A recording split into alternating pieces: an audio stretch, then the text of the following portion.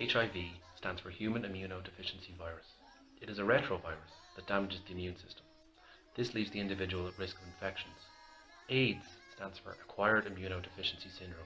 When the immune system has completely declined, one is prone to life-threatening infections such as TB or pneumonia.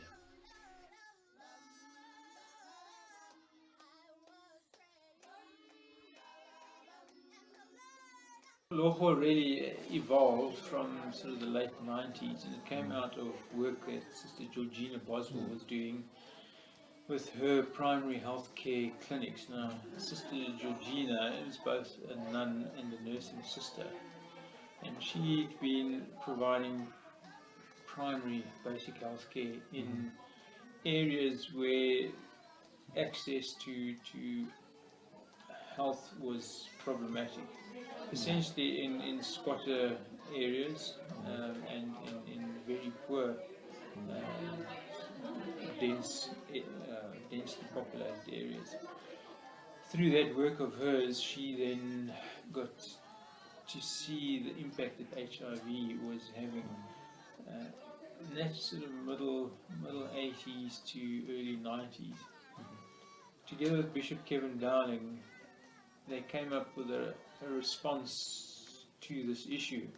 At the time, funding was scarce for HIV. It wasn't well understood, both locally, definitely, and even internationally.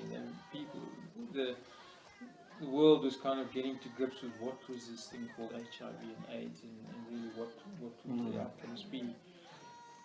And so the only response that they could have was to say, well, we don't have a lot of funding, but what we can do is we can take people from a given community, a village, mostly women, who worked on a volunteer basis. They were given some basic health care training and sent back into the villages, obviously with support, and they became the home-based caregivers. And so through that initiative started what is still the backbone of Tapologo's program today, which is a home-based care program.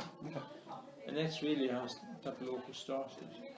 The advent of antiretroviral medication, since we started, has had a huge impact. Just going back to when we started, really, if you had HIV, you were going to die. That was the bottom line, and I think that's what terrified everybody. You know, HIV and death were synonymous. Since then, the whole antiretroviral program was kicked in, and it really has changed the nature of this disease. It's gone from a death sentence to a manageable chronic disease. And so people's lives have been changed by it. People that would have been dead in a very short space of time are now on medication, and provided they stick with their medication, they watch their lifestyle and what they eat and how they conduct themselves and so forth, they should have fairly normal lives for a very long time to come. And so, yeah, there's been this change. But when you get down to the individuals on the ground, the women, the children, the men on the ground, it's a different picture altogether. And so you have perhaps a woman who has 1 or 2 or 3 children, who is very sick, who can't look after herself, who's being looked after by her children, and she's actually now a drain on the family resources.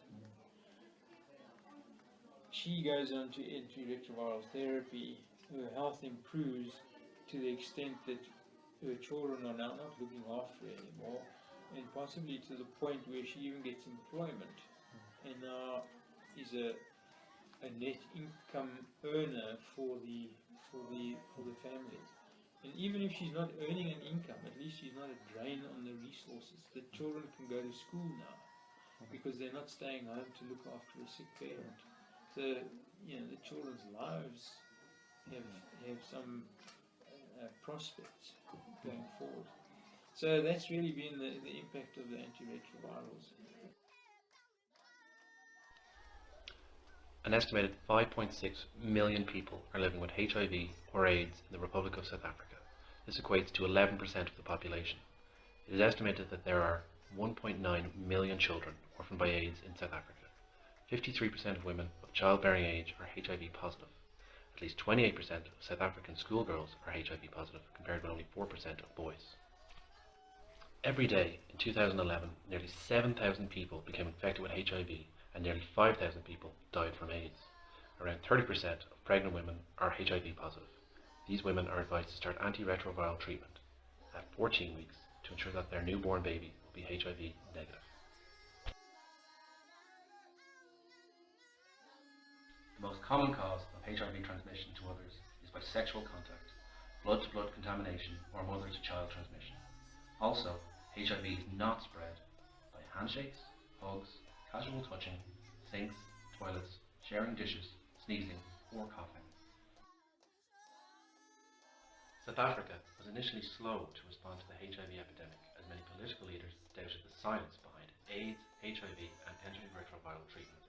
However, in the last few years, South Africa has become home to the largest antiretroviral treatment rollout program in the world. The country now invests more than $1 billion annually to run its HIV and AIDS programs. Ça,